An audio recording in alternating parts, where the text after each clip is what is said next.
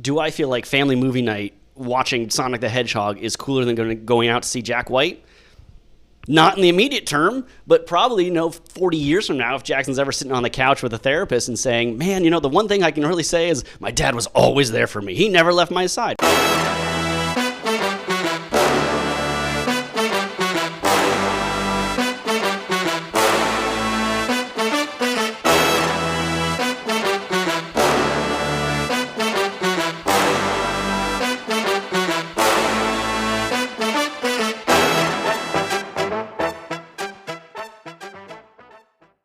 Welcome to the Dad Bod, a podcast that tells the story of what it means to be a dad today, one dad at a time. My name is Sean, and I'm a dad living in New York City with my wife and her two young native New Yorkers. The formula for the Dad Bod is simple. Each episode, we're going to interview one dad to get his story of being a dad. Over time, all of these stories will start to create the bigger story of what it means to be a dad today. Thank you very much to everyone for tuning in. If you like what we're doing with the Dad Bod, consider giving it a 5-star review in your favorite podcast app and sharing it with your friends and family, because these meaningful conversations about fatherhood are a great way to start a meaningful conversation of your own with someone that you care about. So the voice you heard at the beginning of the episode belongs to my friend, fellow dad, and fellow Upper West Sider, Micah. If the vision for the Dad Bod is to capture the hidden drama of what it means to be a dad today, then for me personally, this conversation really nails it, because so much of what Micah has to say about the feelings of being a dad really resonate with me. Feelings like exhaustion, restlessness, and guilt, but also gratitude, astonishment, and of course, love. When I first asked Micah late last year if he would be a guest on the show, he initially declined, saying that he didn't feel he had anything inspirational or wise to share, and that at the moment, he was feeling pretty negative about parenting. I let him know that there's no pressure at all, and I can definitely relate to those feelings. And also that the only requirement to be on the show is to bring your genuine story of fatherhood with openness, because oftentimes the most encouraging thing to hear is that you're not alone in your experience. To my pleasant surprise, when I saw him a couple months later, he told me he was ready to be on the show if I would still have him. I'm so glad that he changed his mind, because sitting across from Micah felt like listening to someone speak on behalf of my own personal cohort of dads. Boys who grew up in suburban America in the 80s and 90s, where unsupervised time outdoors and at friends' homes drinking soda from a can and water from a hose was the norm. Rather than repeat that upbringing for our kids, we, and I include myself, have taken to helicopter parenting. How did that happen? All right, enough talking now. I'm very pleased to be sharing this with you. Micah, helicopter dad.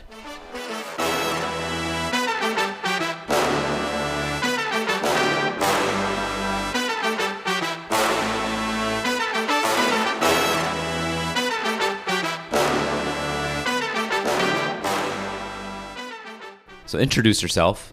Tell me your name, your age, how long you've been married, your kids' ages and genders, what you do for a living, as well as any other hats that you wear or commitments that you keep that are worth mentioning. Sure. So my name is Micah. I'm 40. I've been married for 10 years. Those are nice, easy, round numbers. I've got 2 kids. My son, Jackson, is 9, going on 10 this year, which blows me away that he'll be 10 this year. And my daughter is 5, and she'll be 6 very soon. Professionally, I work in fundraising for the Lymphoma Research Foundation, which is a nonprofit dedicated to cancer research. And between parenting, my home life, and my professional life, I found very little time for, having a real life. And so side hustles all have died down. All my aspirations have died down. So it's really primarily just the domestic life. Where did you grow up, and what was it like growing up there? My hometown is just outside of Binghamton, New York. Binghamton is about 3.5-hour drive north of the city, northwest, right along the Pennsylvania border, and notably, perennially, the second cloudiest city in America behind Seattle. So that tells us something. But we're also the carousel capital of the world, so we try to find joy where we can. Growing up there was It was a quiet town. We did not a whole lot going on, but this is the kind of town where you go out in the backyard and you stay there till dark. My friends in the neighborhood, we would ride bikes till, just odd hours in the morning, and that's just what we did. We're just together. We're just with people or without, being outside. So lots of small town things that are good, bowling alleys, minor league baseball, kinds of stuff like that, which is just great for a kid. But when you're a kid, is just so boring, right? Like, it's just so boring. Everybody wanted to get out of there, and nobody wanted to be there. But I managed to stay there for college and spent a lot of my formative years there, and so my family still lives up there, and I think it's a great place. I don't want to go back to it, but I think it's a great place. Why not go back? Because it's a thought that my wife and I have. Anytime we're in the area within 2 hours of New York City in the suburbs, we're like, wow, it's kind of nice. What do you think? There is. I think what really blows me away up there is that it feels so inconvenient. I got to go to the grocery store. I'll be back in 4 hours, right? Like you got to some dedicated time to do anything up there.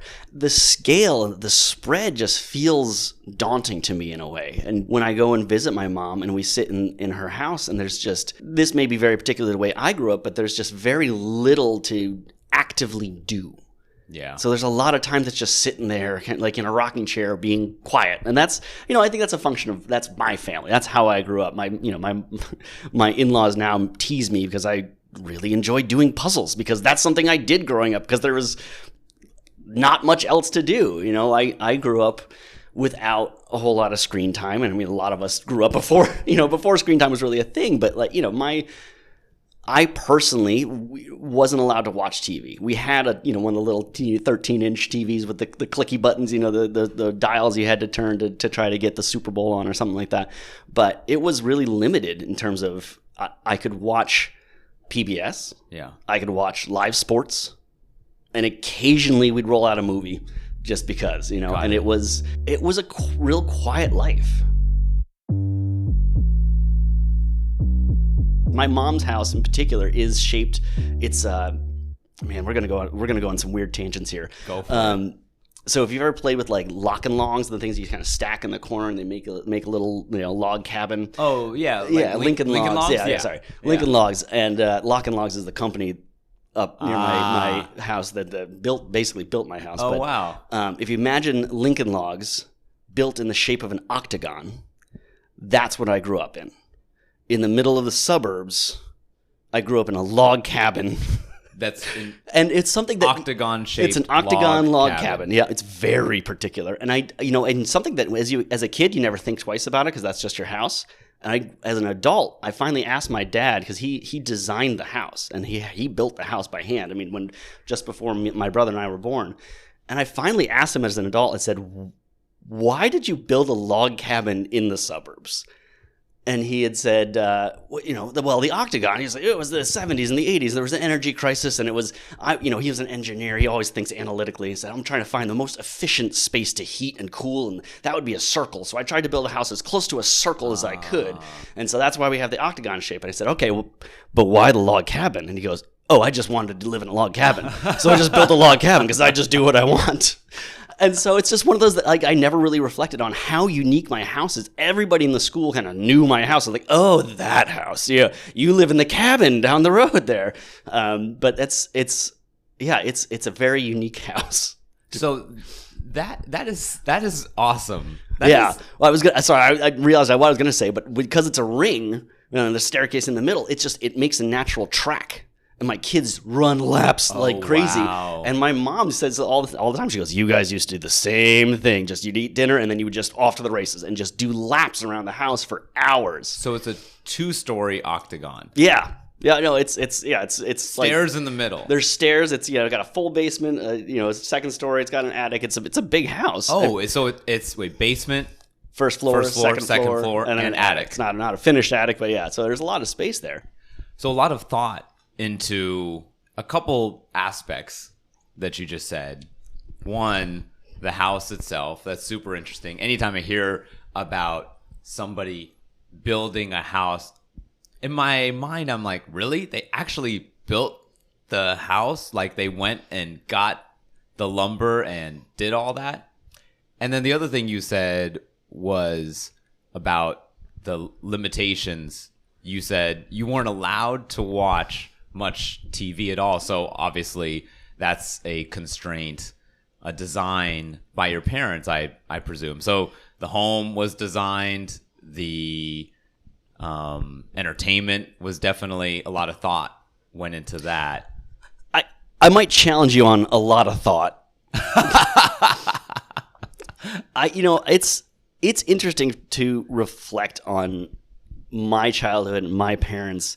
They got divorced when I was 5, so my dad was around for a while, but he was a little more checked out for most of my childhood. And so I have a brother. I have a lot of siblings and very many different types of siblings. Got a lot of half siblings, got step siblings, but I have one full blood brother who's 2 years older than me. So the two of us are kind of a couplet there.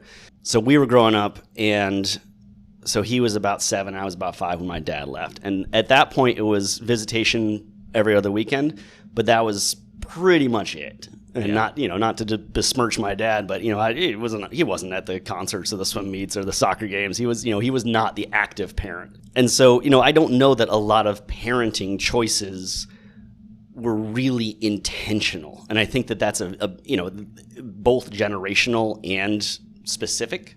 We talk a lot about our generation. I'm lumping us together here, but our generation is very intentional with parenting. We very much try to prescribe how many hours a day is screen time allowed. At what point do you have to do your homework before you can have dessert? And there's a lot that goes into the helicopter parenting generation that we're experiencing right now. Whereas I feel like I grew up more in that sort of, not quite, but almost, Gen X, the t-shirt joke that I see all the time is Gen X raised on hose water and neglect, right? Like that's pretty good. Right? Like I need that that's t-shirt. the get out of the house and don't come back. Yeah. Entertain yourself any way you know how, and that leads to all kinds of trouble you get up to, all kinds of stuff that we would do to, from very innocuous mooning cars on the road to just causing just general chaos, and that was more of the, well, I can't be home watching TV. That's not allowed. So I'm just going to go out in the woods and do whatever I want to do. Yeah. So I wouldn't say that the parenting choices were intentional so much as they were inconvenient.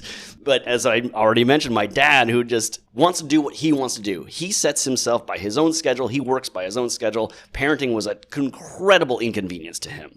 And so I think that's where my mom, who, I love to pieces. I love my parents to pieces, but my mom really raised her 4 children primarily by herself. She had a marriage before my father, had 2 kids that are about a decade older than me. And the husband in that situation was just, again, not a present parent. Yeah. He was a pastor and he moved around a lot. So we got a lot of assignments, a lot of different churches, and my mom would tell this story, but in the first 5 years of marriage, they moved 8 times. Oh my God. Right? Like they were all over the place and trying to start raising family in that, and it was really, really hard. So again, I don't feel like my mom is an intentional parent so much as she's a survival instinct parent. Yeah. And I give her incredible amounts of credit for raising kids almost entirely on her own. But I think the trade-offs are that it wasn't, we didn't get a lot of intentional parenting support from my mom. We got everywhere we needed to go most of the time. We were big fans of the call collect and just leave your name on the recording of you have a call from Mom, I'm at the library, please pick me up in 5 minutes. And so we had a lot of, I think, hacks to try to help my single parent mom, but I can't imagine what she went through. Now, she benefited from not having a desk job. She was a social worker, and so she was able to set her own schedule, really. I don't know how she did. I still don't know how she managed to earn an income and raise 4 children ostensibly on her own. And these, we were active kids. We did stuff like orchestra and swimming and baseball and Little League, all these things. And so she was able to somehow manage to get everybody to where they needed to go all the time. Can you imagine a single mom, a single parent of any description ever? They're superheroes. It is insane. I'm thinking about parenting and thinking about a schedule, and especially up where I came from, where everything is spread out. right? Like there's at some point in New York City, I'm going to be able to tell Jackson, go to your thing, just take yourself, right? Like you just use the bus to go 5 blocks, whatever it may be. Like everything is nearby. Everything is accessible. Up there, it's not like, Mom, I can't get to the school. It's 4 miles away. Like, am I supposed to walk there? Which I did walk to school a lot. Right. I did walk home a lot. I did have to do that a lot. That's what your bike is for. That's what bikes are for, yeah. And so, there was plenty of times where I did have to fend for myself in a way. And I think when I was growing up, I used to chalk this up to a lot of like, my mom doesn't care. And that's something I feel like is a chip that I've always had that's part chip on shoulder, part badge of honor to be like, I grew up with a mom that didn't care. Like, look at me. I turned out just fine. And, like, I didn't have a bedtime. I didn't really have a lot of rules. I didn't have to tell my mom where I was going to spend the night when I started doing sleepovers and things like that. And so it's interesting to me as a parent to reflect on that. And I don't know how much of it was she didn't establish rules to say, if you're going to spend the night at a friend's house, just give me a call and tell me, right? Like that expectation was never set. And it blows me away as a modern dad, as a modern parent to be like, my kid's somewhere and I don't know where they are. Like, how does she sleep at night? And, it's wild to think about the differences in generational parenting and situational parenting, especially in our generation where we are, if I don't know what my son's heartbeat is in the morning, like if he's wearing his Fitbit and I can check it on my phone, like that level of, I don't do that. This is a joke, but like that level of intimacy with your children's schedules, and I know who their teachers are, and I know what their homework assignments are, and I'm doing everything I can to extend myself into their lives. It is exhausting, but it's also a stark contrast from how I feel like I was raised. Yeah, such different standards and philosophies or lack of philosophies. Yeah. If you ask anybody of a certain generation, like, what was your parenting philosophy? Like that word doesn't even mean anything, right? Like Nintendo, is that right? Is that a philosophy? Right? Like I don't think that anybody was intentional about. I'm sure I'm speaking ill of thousands of parents who were very intentional about their upbringing, but I feel like my common denominator growing up was a lot of parenting by self-directed childhood. I don't even know what the word to use, but it was a lot of a like, don't get into too much trouble. I don't want to hear from the cops. Just go out and do your thing, do whatever you need to do. I don't need to be involved. And I think about that also with our parenting now. If Jackson wanted to have a play date, right, those things are scheduled like months in advance. Right. Not being like, hey, John's here. I'm like, oh, okay, great. You're like, you know where the chips are, right? Like there's that level of drop in just social friend element that like is so lacking in New York City or in this generation of parenting. Yeah. Things that we can't imagine how they were done, yet at the same time, some things I think we miss too. Like, oh, how come we don't have elements of that? Yeah, and so we live very close with my my wife's family. So her parents and her grandmother are both here in the city, a couple blocks away from us. We have dinner with them every Friday night, and most recently, we were hosting them for about 5 months while they were doing a renovation in their apartment. So we're very, very close. And one thing that my wife's grandma said to us one time that like she meant as a true compliment, and it cut me so deep in the as a sort of negative alarm, was that she said, "Your kids are so happy, and you know why they're so happy? It's because you never leave their side. They are never alone. They're never away from you for a single second. You guys don't go on dates. You guys don't go to the movies. You don't take any time for yourself. You are attached to your kids all the time, 24 hours a day, and that's why they're so happy." And I had to stop and think about that. I'm like, my goodness, Grandma, you're right. Yeah. We never stop parenting. We never turn off for a second. And that's not necessarily because that's our intentional parenting philosophy. It feels more situational, but holy moly, we never get a break. There was the Surgeon General came out with a report a couple of weeks ago, right? And there's this article that came out that one fact that really, really struck me is that today's working parent, on average, spends more time with their kids than a stay-at-home mom in the 80s. Wow. A working parent today who's got at least a 40-hour obligation somewhere else is still spending more active time with their children today than your generic stay-at-home parent a generation ago. That's incredible. Isn't it? Like I keep lumping everybody into the same generation, but we are giving every ounce of energy and life force that we have to our kids, and it is really hard to pull yourself out of that. and start carving out time to not be a parent. So much to unpack there. This is going to get deep, Sean. Yeah. So, do you try, or do you want to? Do you have it as a goal or aspiration in any serious way of changing that approach? Yes.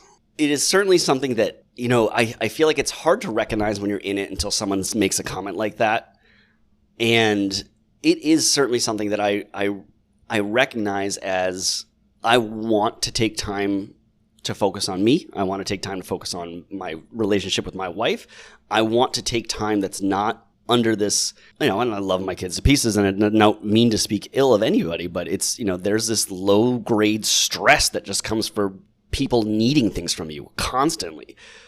So taking breaks from that and knowing that you can just be selfless for a little bit of time, selfish for a little bit of time, is really nice. And so, yes, we do try to break away. We do try to take some date nights, especially when we've had my in-laws with us under the same roof for a while. It is a little easier to say, we'll go get dinner on a Tuesday. Right. So yeah, sometimes being able to separate and take a minute away is just so nice. And then the guilt sets in, and you sit there and say, what am I doing? My kids are at home and I'm spending all this time and money on myself, and there's this level of guilt that just hangs over it too. And so what we did for our 10th anniversary this past summer is we got away. We went to another country. We left everything behind. Nice. We checked in with them once a day, but it was just glorious to just really turn off. And we missed the hell out of them. We talked about them almost constantly on our trip, but it was just really nice. And it's just something that I think it's hard to fight for. It's hard to be intentional about. It's hard to say, I want to make the arrangements to allow this to be possible. I'm going to call a babysitter. We're going to shell out. Who knows how much money that's going to be. Going out to dinner in New York right now is also, you got to plan ahead for that these days, right? And it is really hard to be intentional to do those types of things. And I think that level of effort sometimes prevents us. Now, a lot of the struggles you're identifying, I have too. A lot of the problems you're identifying, I identify those too. And I can't seem to do anything much about it either. Why do you think we parent the way that we parent? What led us here after being raised the way that we were raised? It's a great question. And it's something that I think about in the context of really great dads that I know, that I'm just so jealous of them because I feel like they have an answer for all of these things, and it blows my mind. But I almost feel like it is a similar sense of laziness that makes us not choose to do more on our own. It is easier for me to just come home from work and be with the kids than it is to arrange for a babysitter.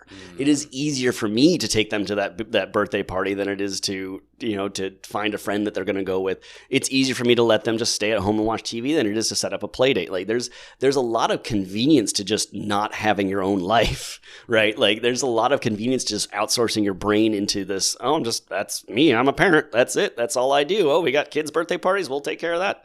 And I don't really know that it's born of a philosophy. I don't feel like, for me personally, that my parenting style is an intentional pivot away from my parents. Mine is, I feel like I learned to be a lazy parent, and I'm a lazy parent. Now, what lazy parent means in the context of New York City versus a suburb, and in this day and age where, I feel like there's a heightened focus on just well-being of the kids, but nothing about what I'm doing is screw you, Dad, check this out. So let me show you what a parent really is like. I don't think there's anything intentional about it. Yeah.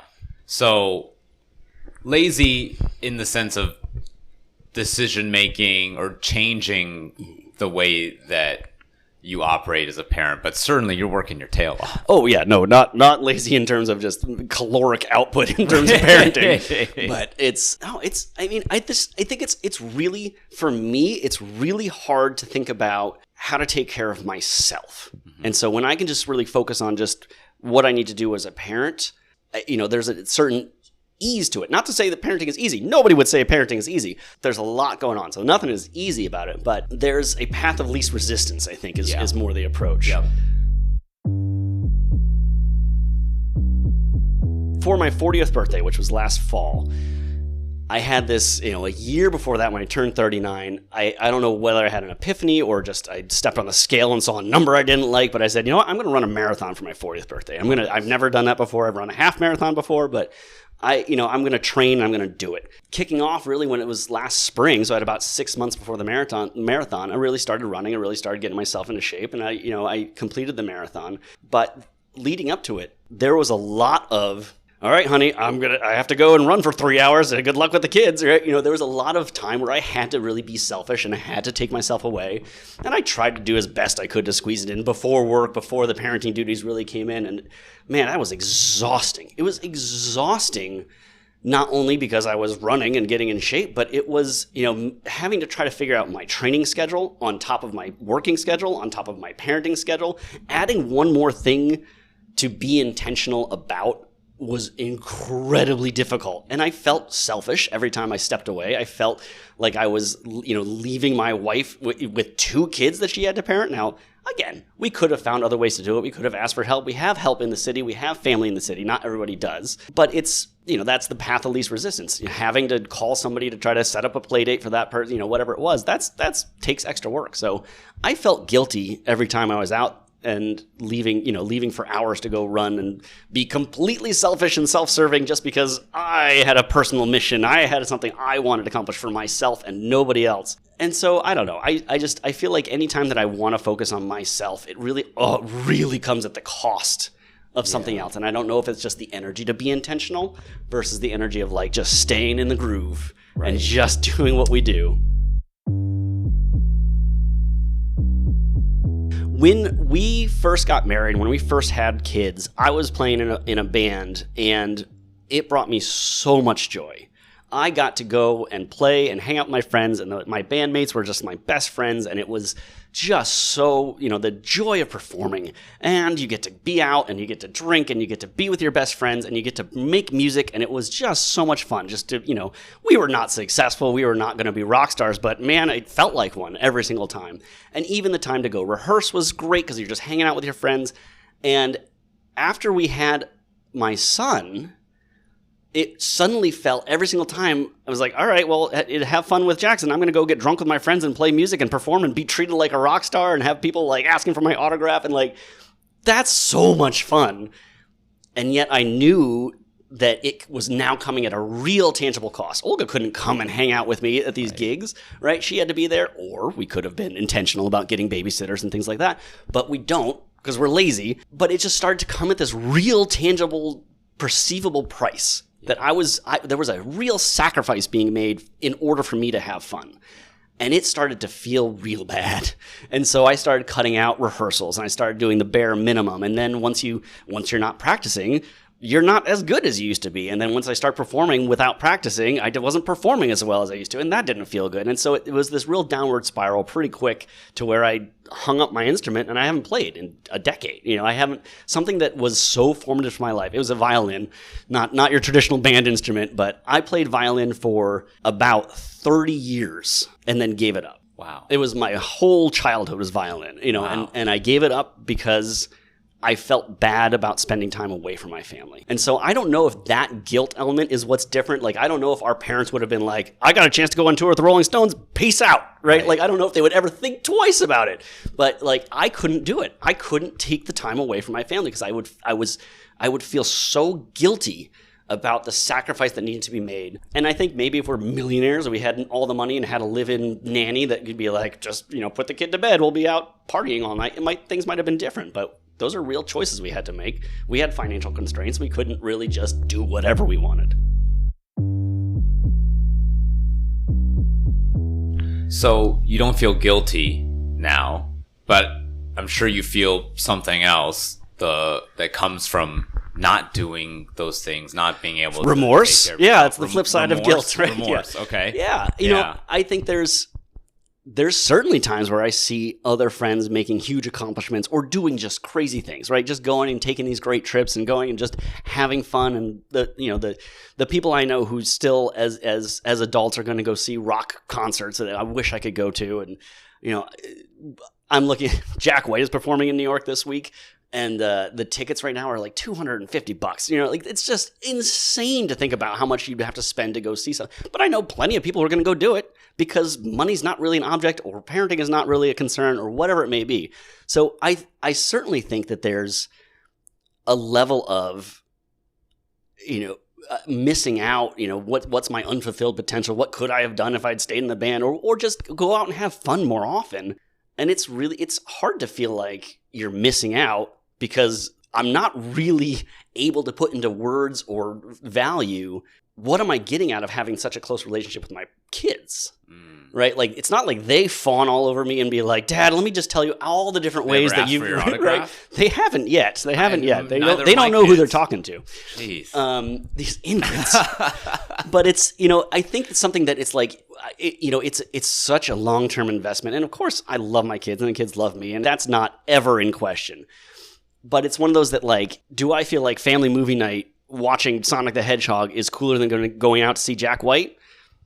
Not in the immediate term, but probably, 40 years from now, if Jackson's ever sitting on the couch with a therapist and saying, man, the one thing I can really say is my dad was always there for me. He never left my side, right? Like, I know that won't really be in question, but it's really hard for me to feel that now, that the benefit to him is greater than the benefit to me if I were to go out and see Jack White in concert. You mentioned remorse. Two other R's that come to mind are regret and restlessness. Regret is something, to me, is a looking back, and a restlessness is something that's you're grappling with in the moment. Do either of those words also resonate with you? I think the restlessness more than regret. I don't think, this is turning into a real therapy session, but I don't think I'm unhappy. That's what podcasts are. By the way, you get what you pay for. This is free.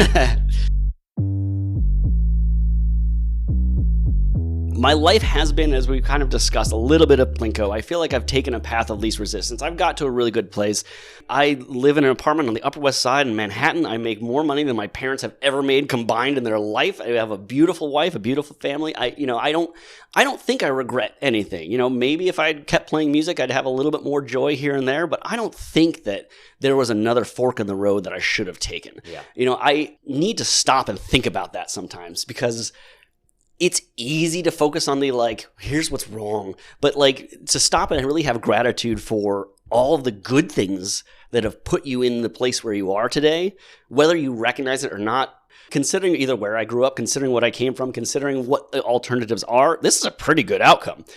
The restlessness is somewhat more real. And, there's a micro and a macro version of this. And I think a micro version of this is like Saturdays about noon, I'm ready to lose my mind if we have not stepped outside. And then if there's no plan for the day, all hell breaks loose, right? Like the kids start going crazy. I start going crazy. There's this real cabin fever. So, if we don't have something on the books, it is stressful. And I think it's just that restlessness of, like, the screens are off. I don't know how to entertain myself anymore. I don't want to be in these four walls anymore. And it's really tough. So that's the micro level. That's like the daily restlessness. But is a wanderlust that exists, and it's something that has never been explored because of this sense of family and the sense of duty and responsibility we have to the family that's here in New York. The only way we would ever leave New York is if we brought the family with us. If we said, hey, we're all moving to Texas, we could all move to Texas. But unless we're all moving to Texas, none of us are moving to Texas. So there's really this very unexplored itch of, like, what's life like anywhere else. The restlessness that you think of is associated with a geography, where you live. I think it's that sense of exploration of, like, what would life be like outside of my known existence. And I think, to your point, it could be like, what if I took up painting and, like, explored another avenue, another facet of expression or individualism. I don't feel that quite as much as I do, like, what if we just shook the Etch-a-Sketch? What if we just changed everything? I'm living in a city, but I'm a country kid. It's not like I was a farmer or anything like that, but I grew up with acres of woods and streams and ponds behind my house that I would spend all my days in. And there was a time when I was dating my now wife, and we were pretty early in our relationship. We were driving back from upstate New York, driving back here, and we pulled over at a rest stop, and there's this big, huge rest stop along Route 17, and there's a river behind it, and so we were just stretching our legs, and I said, hey, can we, want to go down to the river? I'll show you something. We just, look for salamanders, skip some rocks, just kind of put our toes in the water. Just beautiful summer day, just gorgeous. And we went back up, and we kind of laid in the grass, we're just staring at the clouds. My wife broke down, or my then girlfriend broke down in tears, just starts crying, and would not tell me what it was. And this was years into our relationship. She would not tell me what she was crying about. And eventually she did. And this is still before we got married. She eventually said, I realized in that moment, you were never going to live in the city. And our relationship was over because I can't leave the city. I'll never leave my family. And you're never going to be happy there. You ooze country kid, right? Like you want to go down to the stream and look for salamanders like that. You're never going to be happy in the city. My response was, similar to how you're never going to be able to define love, you're going to have to take some things on faith. And love was a concept that really got kind of messed up and scrambled up in my brain. My dad's been married, I think, 4 times now. And he always says that he loves his wife. And how are you wrong so often, right? If you walk into these relationships knowing that you love somebody and then it doesn't work out, then what do you really know of love? And so I was really struggling with this concept of am I going to propose to this person? Are we going to have a long-term relationship? And what is love? And how do I know? And when am I going to get my sign that I'm going to, this is it, this is the person? And you realize at some point that there's no objective way to know that this is your person, that this is your soulmate, this is your one and only. And so I was like, look, New York City is amazing. And yeah, it doesn't have a stream in the backyard, but 9 out of 10, it's not bad, right? And so at some point you have to go on faith to say that I really want to be here. And did I think this was where I was going to end up? No. Is this where I think that I'm 100% going to be happy for the rest of my life? I don't know, but it's pretty good. And then I got myself in trouble and said, I'm never going to objectively know that New York City is the best place unless I go and actually live everywhere else in the world. And that includes Denver and Austin and San Francisco, and also Holland and South Africa and Thailand. I'm never going to be able to rule those places out. And while I am dedicated to New York City and this life here, am I always going to be curious to be what would it be like to go live in Wisconsin? I don't know. What about Florida? Would that be cool? I don't know. Should we try it sometime? I don't know. But I'm never going to do anything about it. I can still be curious. And I said, just like in our relationship, I know I really want to be with you, but can I objectively say that? Because I've not dated every other woman in the entire world. And am I always going to be curious about what it would be like? And she's like, stop talking.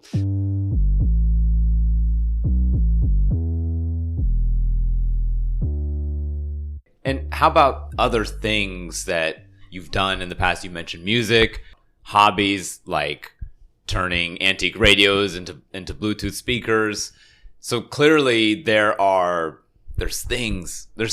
temporary madness. There's things in the Micah before he was a dad.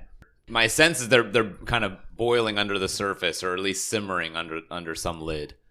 They might be. I shared that there's these moments I feel like I have these really intense desires to do something, and it's not usually rational. I think this is something that, my dad is, I think that I get this from him, that he has these irrational, temporary obsessions. My dad is a really, really fascinating person, which, as I mentioned, he moved out when I was 5 and wasn't really, really present in a lot of my life. But the glimpses I get of his life are really incredible. He has done everything, from being a professional candle maker to a professional drummer to a professional typesetter to a professional recording artist to he is a patent lawyer, and he has done everything. And he developed computers, and he worked for IBM back in the day, and he's a man of many talents, and he remembers every fact that's ever been told him. He could tell you the amperage of the light bulb over our head and how many ohms of resistance go into a building. Like I don't understand the words coming out of his mouth. And what's really troubling to my long-term prospects is that he became an audiophile, and he started racking up thousands, if not hundreds of thousands of dollars worth of audio equipment, of speakers the size of this room and resistors and I don't even know what. And he is of the impression that I know everything about them because he's told me about them once, and I do not have a photographic or audiographic catalog memory like he does. And so I don't have a clue of what these things are, but I know they're earmarked for me when he dies. And I know that I do not have a wing on my mansion for an audio cave that would house all this stuff. But I think I get some sense of this from him in terms of the story I shared of like, I have to turn antique radios into Bluetooth speakers, and I have to do that today. And I don't care what it's going to cost, and I don't care what's going to, I just have this like these flights of fancy where it's just like, this is going to consume me. And I'm going to put hundreds of dollars that I shouldn't be spending on this to learn how to like create a little motherboard that will have a little Bluetooth transmitter, and I'll make like 2 of these things and say, this is the dumbest thing I've ever done. Like, and then now I've got a box of crap under the TV of just audio parts and speakers and cables and stuff that I don't feel good about getting rid of, but I'm never going to use again. So I don't know what might be the next thing that just sort of emerges, this kind of restlessness that emerges. I don't know. I hope it's not destructive, I guess. It's interesting because even though you don't have a regret about a fork in the road that you didn't take, in a way you get to see an extreme version maybe of what it could have looked like when you look at your dad. Do you ever think of it that way? Like, oh, if I were to actually follow those impulses to the extreme, that's what you have in my dad's life? I think that's a really good way to put it. And my dad often says, I know that he doesn't have any savings. And it's because he spends, he doesn't have a whole lot of income either. He's somebody else who has not really had a desk job. We kind of just mentioned he's floated around between this, that, and the other. And so between him and my mom, I didn't grow up with money. And I feel like he has always taken the approach of, I need to spend on myself right now because who knows what tomorrow is going to bring. And so he is walking into his retirement. He's 80 years old at this point, but he's walking into this the silver years of life without a safety net. And he and his wife they like to travel, they like to do what they can, and I think every penny he gets from Social Security or from her pension or his retirement, whatever it is, they love to go on river cruises in Europe. They love to go and see friends, and he spent a lot on renovating his house and putting money into that. And I think that more than a parenting philosophy is something that I've rebelled against, and I've tried very hard to be conservative with my spending and make sure that I have an IRA that's funded and make sure that there's money going to the kids' college funds and doing more of what I feel like is responsible fiscally rather than in a parenting regard. But I think you're right. I think if you follow somebody who is more id driven to say, I have this itch, I'm going to scratch it right now. And that's where it's going to be. And that's possibly why 3 of his marriages didn't work out. Right. And it's fascinating to, I think, see that approach and feel negatively about that approach. Did you ever explicitly tell yourself, I am going to be the opposite of him? I don't think it was that intentional. I think seeing it, knowing it, saying, oh, he's going on another cruise, right? I think that's more of a judgment rather than well, I'm not going to be that. It's more of I think it seeps in more than it's very intentional right through the front door. The number of times that he has said that out loud to say spend for today because you don't know what you're going to see tomorrow. And it just feels irresponsible. When did you first identify this about your dad? Do you have an early memory of, oh, wow, he's really into getting into things? When I think back on my dad, my early memories of my dad before he was out of my life mostly, and before I was 5, it's very much still this I think just this kind of id driven individual. An example would be that we he worked in computers. That was kind of one of the things he was doing in the early 90s and late 80s, was building physical computers for people. And my family would go on vacation to New Hampshire every single year. And this is, I think about this now as a modern city parent, but we would always spend every single year, it was like the one vacation we would take would be about 3 weeks in this remote part of New Hampshire without electricity, without a lot of comforts. And it was just it's heaven on earth, man. It's exactly where I want to be at all times. And my dad hated it. Like, he just hated, I think simultaneously loved going to go there because it's beautiful, but it meant he couldn't work. It meant he couldn't do his job. And so at times he would rent a space on the other side of the lake and would just go and work the whole time. Like, we're on a family vacation in the middle of the woods, and he wouldn't do that. He wouldn't be there for us because it was more important for him to work or to pursue whatever it was that he was pursuing at the time, rather than be with family on our family vacations. There was, so many times that, like, I remember growing up and somehow starting a fight because I spilled a glass of milk or something, and that, like, it damaged some piece of equipment that he was playing, and he would yell and scream at my mom for not parenting in the right way that would have prevented me from spilling that milk. And it was so self-centered, right? So self-centered about just, I have to do what I have to do. This is I'm going to build a log cabin in the suburbs because that's what I want to do. I have to do that now. I'm going to do that now. I've always felt that about my early memories of my dad, and it obviously seeps into my current relationship with him, where he pursues his own passions at the cost of anything else. There's this huge delta. I think we may all experience this, that, like, the dad as a grandpa is very different than the dad you had as a son. He's such a softer, kinder individual, is really just gushing with love for everybody around him. But it manifests itself in silly ways. Like, he doesn't call me. He doesn't ever reach out. He has no real relationship with my kids. And anytime that I call him or I speak to him, or he's on the brink of tears, if not openly crying, being like, I miss you so much. I love you. We never talk. We never see each other. And I always have to say, like, Dad, just pick up the phone. He's like, but you're busy, and I don't know if you're going to answer. I was like, I don't care. Call me. Just reach out. Do something. Just, if you think of me, like, call me. No, that's a bridge too far. So, about your mom, we talked about your dad. He was the one who wasn't really around, but your mom was around all the time. Really incredible how she raised 4 kids under one roof. So you must take something from her. Dramatic pause. How do I gather my thoughts about my mom? It is complicated. My mom's an alcoholic, which really does put a weird color on most of my memories. And it's not something that really I was ever confronted with until college.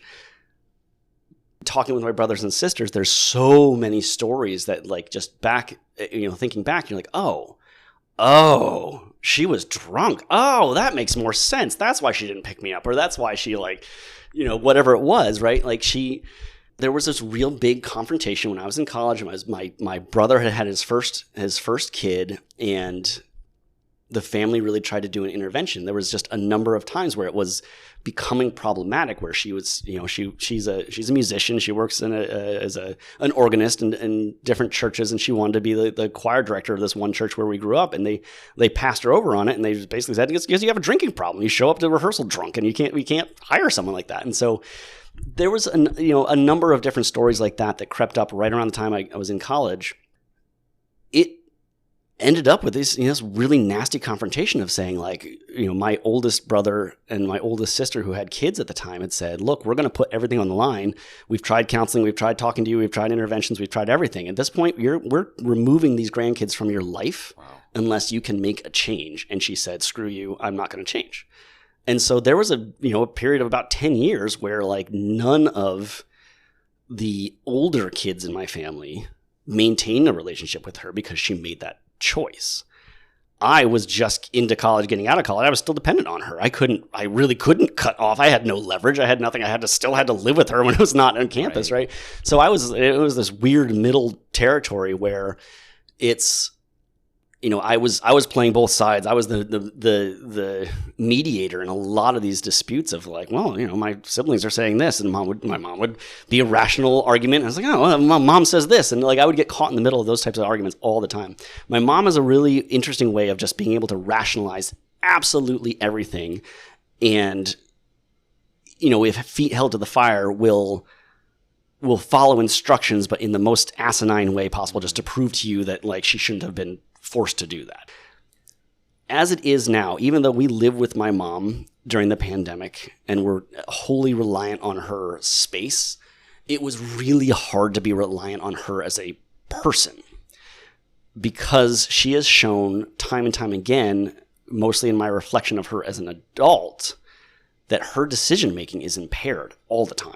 And that includes the decision to drink at the cost of having a relationship with your children and your grandchildren.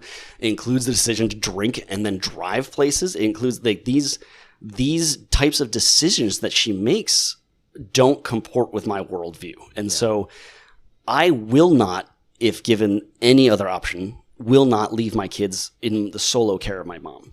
I will not let my mom drive them anywhere, because there is no time of day that is like sacred in any way. Like going back into the deep recesses of childhood, my first taste of alcohol was when I was about 5 and I was in a car because there was a glass of what looked like water on the front seat and I was thirsty. And I said, oh, I'll try. What is this? Right? Like her decision making is not what I would call acceptable. I know that my mom is a saint in a way because she did successfully raise 3 very successful children and one not as my brother's a case.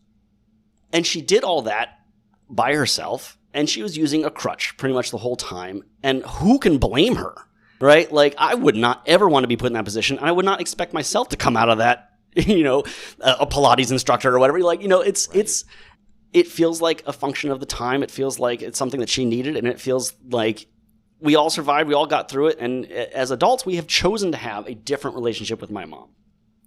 And that manifests itself in ways of like, I'm not going to invite her down during the spring break so that I can keep working when there's no childcare.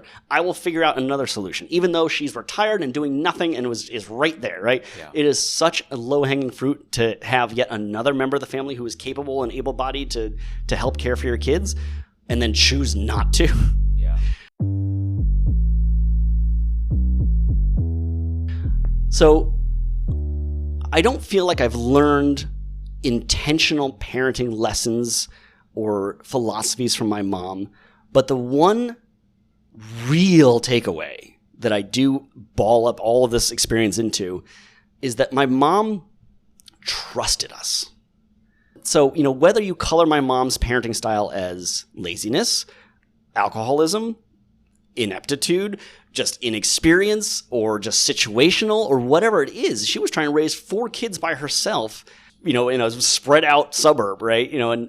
And so who can blame her for saying like, please just go to the creek and don't come back for a day, yeah. Right? Go camp there if you have to. If you're spending the night at another friend's house, like, thank goodness somebody else is going to feed you dinner and I don't have to worry about, like, I don't want to blame her for any of her parenting.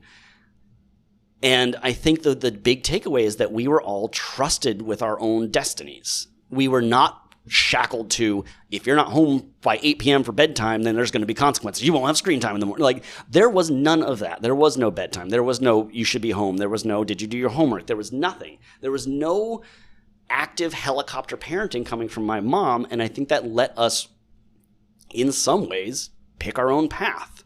But I think back on it, this is silly, but this is the one time that I feel like my mom really had a strong-handed intervention in my path.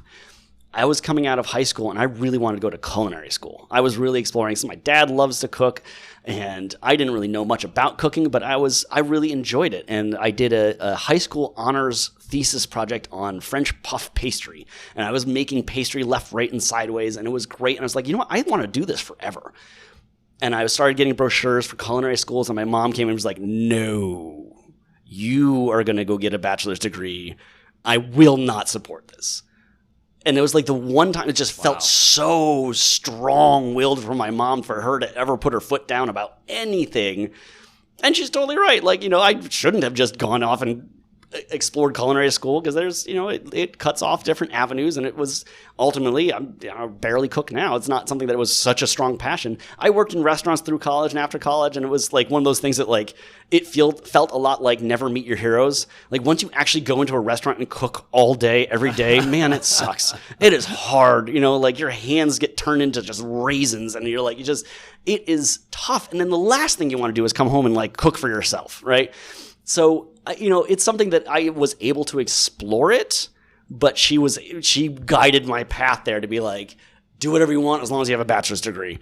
It really still stands out to me as like the one time that she really had a very direct input on my path. But otherwise it was like, I don't know, go whatever college you want to go to. If I can afford it, I can help you out, but I'm not going to say that you have to stay close to home. I'm not going to say that you have to go pursue sociology or anything. Like she let us choose our own path. I think back on it, and I feel like I walked into college being like, I've got a mom who doesn't care. And I feel like I sort of carried that as a like, somehow this badge of honor that I was different, or somehow that like I didn't have strict parents like so many other people had strict parents. But, I think I reflect on it with wisdom of ages and saying like, what choice did she have?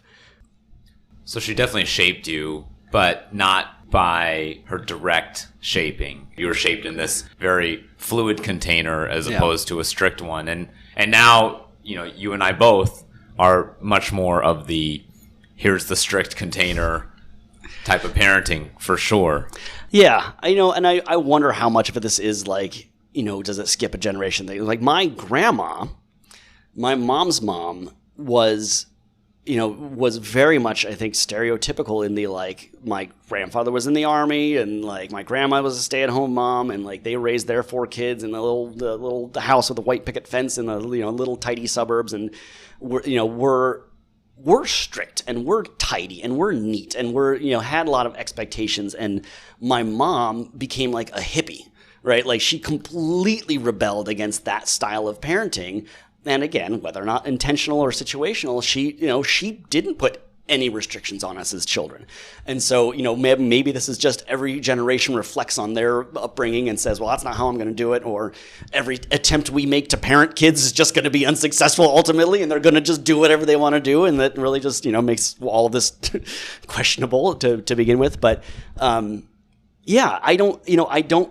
I don't feel, I think I said before, I don't feel like I'm making an intentional choice to say, Jackson, you have to go to bed. It seems to make sense to me that kids need to have a certain amount of sleep, right? Like it makes sense to me that there's a structure that helps kids to achieve success. It feels more of a like, I'm just doing what I think I would do no matter what, whether I was raised under strict guidelines or not. And I don't think that I have a comparison to say, like, this is my friend who was raised with the most strict parents, and now he as a parent is a total loosey-goosey, loose cannon, right? I don't think I see any examples of that going the other way. I feel like it's somehow more this, like, we as a generation are doing this more helicopter parenting just collectively, and that's whether we're seeing it because of social media, whether we're being held to a higher standard because there's just less privacy, and there's more eyeballs on us, more expectations on us. But I don't always feel like I'm intentionally trying to shape my child's future by making him go to bed at a certain time.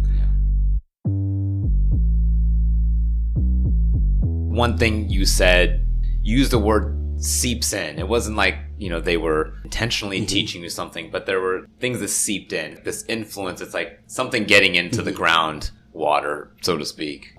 I think that these things, even if we don't explicitly tell ourselves, we're not going to be like that. It's almost coming into us in a more subversive and powerful and influential way because it's seeping in. It's like getting into the fiber of who we are. Yeah. I think about that with this like concept of the long story I told you about love and wanderlust and things. Having my dad who has been married multiple times and having that sense of like, what is love if you can be wrong? So wrong, so many times, right? Like that, even though I've never had a single conversation with him about it, other than for him to say, like, I still love my ex-wives. And I'm like, me being like, what the hell is love? Right? Like, I don't understand this. And so I think there are things that just like, those do creep in under the door frame. Like there is a paranoia stuck in me that really probably delayed my getting engaged to my wife. I don't know how much those are intentional lessons versus unintentional, just of a product of my parents, right? I'm a product of the environment I was raised in, whether I know it or not, whether I acknowledge it or not. So was the word love and love as a concept in your home growing up, even with your dad? Did he say that he loved you when you were younger, or was that something that only came out in his older years? I absolutely think it was there. My dad is very, I think, passionate, I think is another word to use. But, these flights of fancy, the things that he follows, he's very passionate about them. And I think that extends to his children. He really loves his kids. He just doesn't show it. Like, he doesn't do anything about it. But like that, there's never a question in my mind that we were loved growing up. That is not a doubt that I ever had. Now, how you've chosen to love your kids and love your wife and love your family looks very different than what you experienced growing up. So was there ever key moments as you've been through childhood, adolescence, young adulthood, parenthood, your concept of love undergoing some change or evolution? Certainly not consciously. My closest in age brother, my older brother, he became a parent, and he used to talk about like some of these weird things that would happen when you became a parent. He stopped watching movies because he said, every movie I see, I cry. I can't stop. I don't know what it is, but you'll figure it out when you're a parent. You'll experience the same thing. I was like, bull crap, right? Like, no way. And it happened. Almost every movie I watch, I cry. There's so many movies that have no business making me cry, but there's something in my like hard wiring that has been switched by becoming a parent. We get in these like really joking little teasy, I love you with my kids. And he was like, oh, I love you more. I'm like, no, you don't. But he really wants to push the issue. And I'm like, I almost get defensive. Like, you can't possibly understand what love is. Like, you have no idea what it's like to be a parent. I would die for you.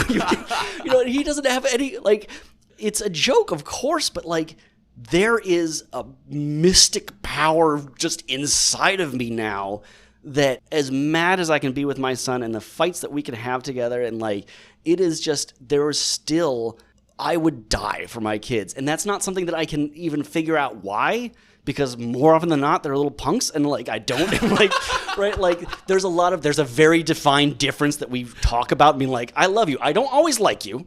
And you're like, right now you're not being very likable, but you know that I always love you, and you will never not have my love, and there's nothing you can do that will ever shake that like bedrock.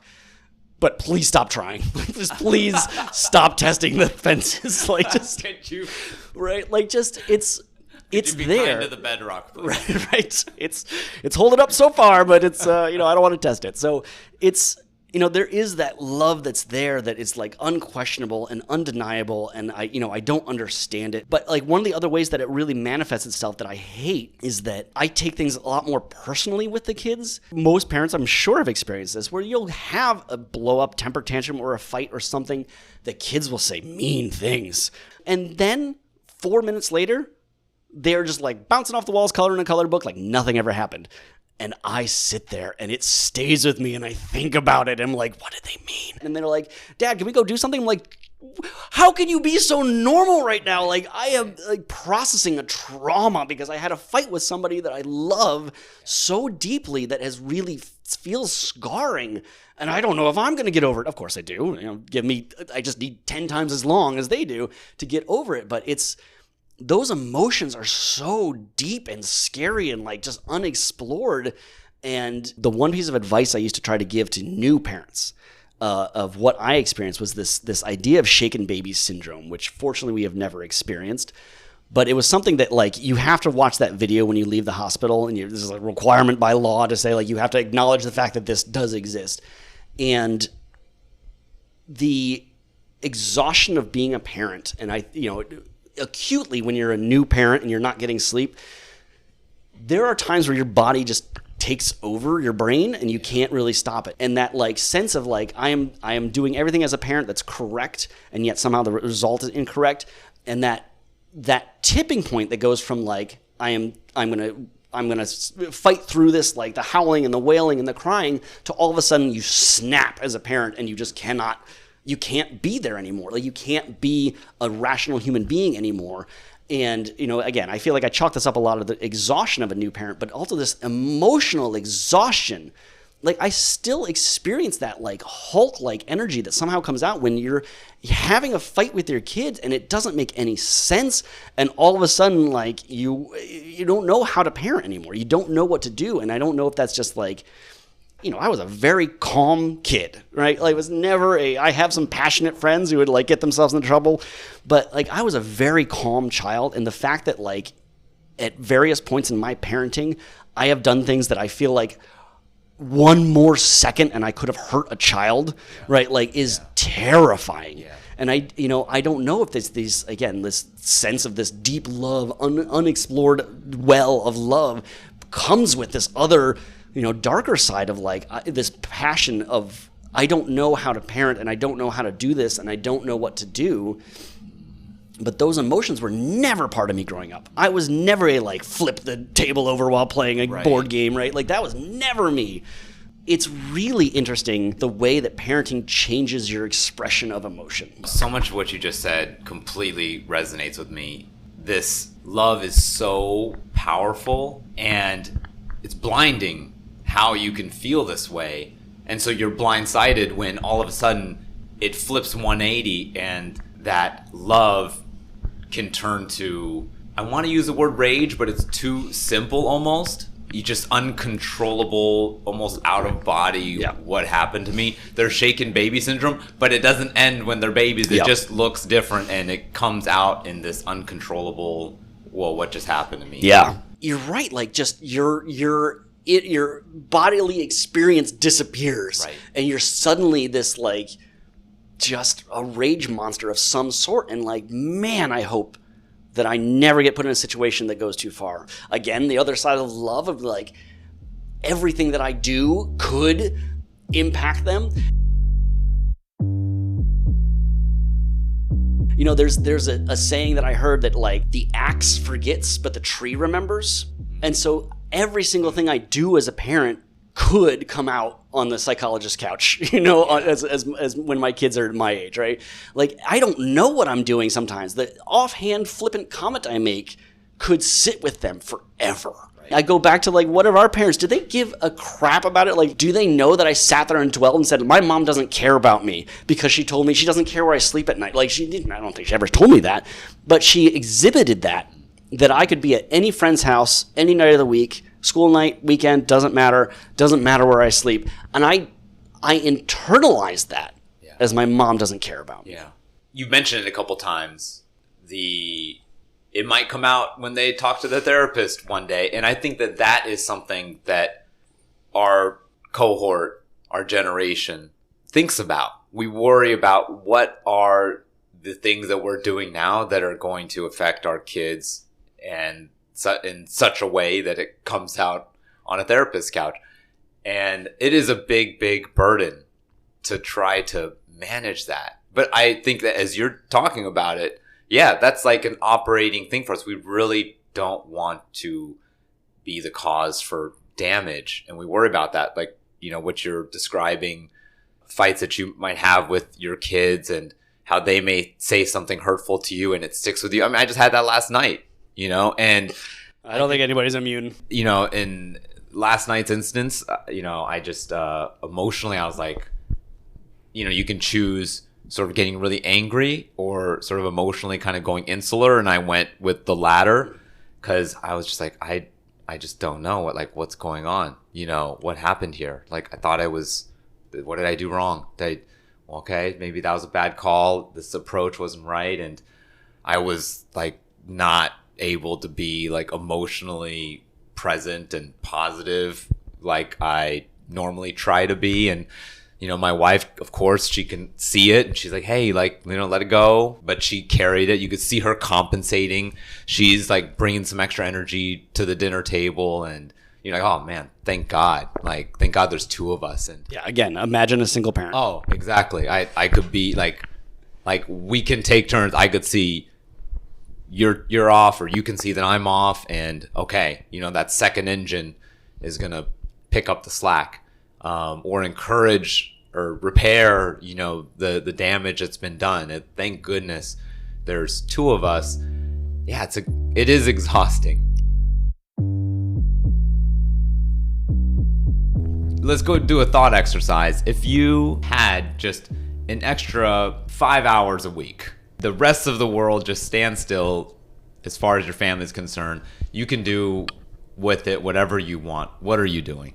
There's so many different ways to answer the question. There's responsible ways, like saying maybe I would work another extra hour a day because that burden that I bring home with me of saying I have unfinished work. There's so many. You're not very good at this thought exercise. I'm not very good at this. The other ways you could cut it are to say, like, watch a TV show. Extra hour a day. I don't even know. Maybe I'd work out, right? Like, just try to do something that I know is gonna help me be there for my kids for longer. And it all comes back down to parenting, right? Like, there's sort of these adages of you'll always grow into whatever budget you have for yourself. Right. So, like, even if you're like, you get a great promotion, you're getting 20% raise, like, shockingly, your expenses go up by 20%. Like, shockingly, you find it. So, like, I feel like if with an extra hour a day, I think it would still absorb what I'm already doing. I would still find a way to just essentially waste it because it's just, I don't know how to be a person anymore. I've lost myself in parenting, which is tragic and funny at the same time. I don't know who I am as a person anymore. What if for those 5 hours in my thought exercise that I gave you, you dedicated those to picking up the violin again? What would that look like, you think? So I picked up the violin where it was really put in my hands when I was 3 years old. And It was not a decision I made. It's my parents were both musicians. All my siblings played an instrument. Because I started so young, by the time I got to fourth grade, I had like a decade under my belt. I was like, I could playing circles around everybody who was just picking it up for the first time. And so I was never a very talented violinist. I was never a very dedicated musician. I had the benefit of decades of experience on everybody else around me. And that got me pretty far until about high school, when like people who were actually being serious about it were starting to really emerge, and I was starting to fall behind, and it was fine. It was comfortable. I didn't think I was going to pursue it as a career. And sometime halfway through college, there was a musician, a guitar player who lived in my building, and he would play in the stairwells. And he was this shy, insecure kid who was just trying to kind of escape and play, but he didn't realize that like every girl in the dorm was like creeping into the stairwells to listen to him because he had such a beautiful voice and like just a heartfelt songwriter, and he was incredible. And so my roommate, who played the double bass, he like invited this guy in, and we became friends. And we said, like, what if we made a band together? And he knew a drummer from another area, and so we made this weird little band that was like double bass, violin, acoustic guitar, and drums, and became very fast friends. And it was the first time I'd ever played music that wasn't written down. And just got to start improvising and playing along with something. And it like awoke this weird part of me that I didn't know I had.